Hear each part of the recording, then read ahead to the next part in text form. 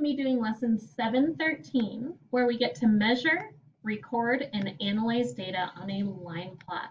And this helps us to learn how to measure accurately, compile our data, and then analyze or evaluate our data. So today you are going to need a ruler, and you are going to be measuring insect body lengths on page 264 and page 265. It's really important that you use the line segment with the endpoints and just measure those distances as accurately as you can to the nearest 1/8 of an inch. So I wanted to show you up here on the ruler where you can determine where the 1/8 of the inches are. So if you take a look at this ruler right here, we have our 0 and then obviously our 1 pole right here. And there's lots of different lines in between. So what we want to think about is this kind of longer middle point right here is the same as our 1/2. And since we're measuring in eighths, that's also the same as 4/8. So it's going to be important that you remember that that is to the nearest eighth as well. So if we know that that is 1/2, if we look in between our 0 and our 1/2, that the next longer line is going to be the same as 1/4, and that is 2/8. So that would be to the nearest eighth as well.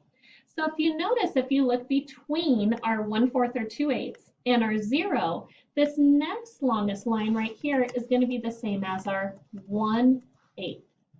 So on most of your rulers, you will see that you have even tinier lines, and those are 1/16. We do not need to worry about those ones. So you're basically going to be starting at your 0 and then looking at every other line to equal an eighth. So you go from 0 to 1/8, then you go to 2/8, skip, but once again the 16ths, 3/8, here's our 1/2 or 4/8, then we have 5/8, 6/8, 7/8, and then our 1 whole, which is the same as 8/8. Now you can continue the same pattern for measuring anything above 1 full inch. So really make sure you measure very accurately for those insects' lengths today. You are going to use that information from your measurements to fill in the chart at the top of page 266.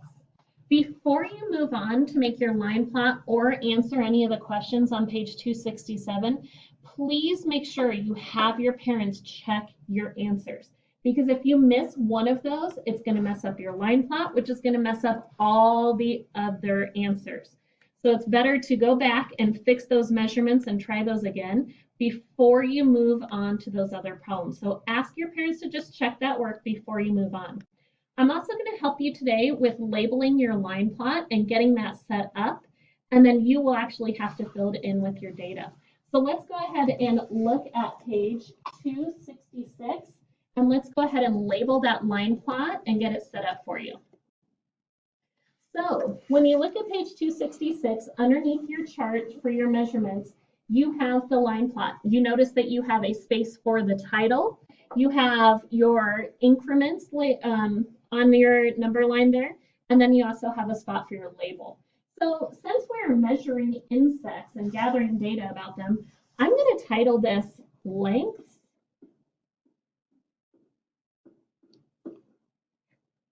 Oops, helps if you spell it correctly.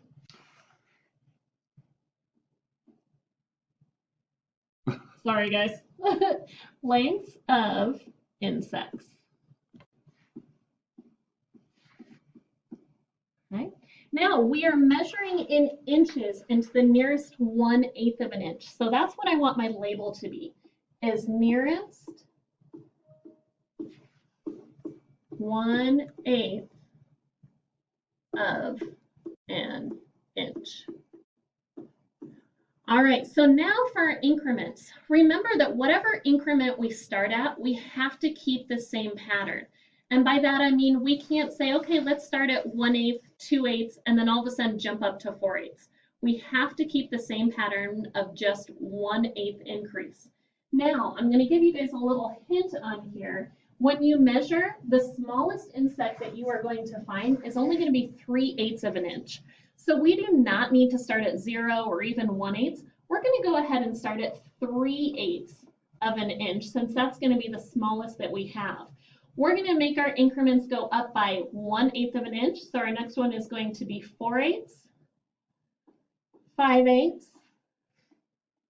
6/8, 7/8.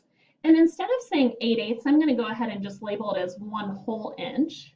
And then 9/8, which is the same as 1 and 1/8. So then I'm going to have 1 and 2/8, 1 and 3/8, 1 and 4/8, 1 and 5/8, and finally 1 and 6/8. So right there, you can see as well that the largest insect that you are going to measure is going to be no more than 1 and 6/8. So once again, after you do your measurements and fill in your chart, have your parents check your answers for accuracy. Once those are all correct, go ahead and create your line plot and then answer the rest of the questions on page 267. So then when you are done with those 2 pages, you also have your math boxes on page 268, and your home link is 713. This is going to be the last lesson for Unit 7. So that means you will get to work on your math review and then take your math test. So take your time, measure accurately, and good luck today.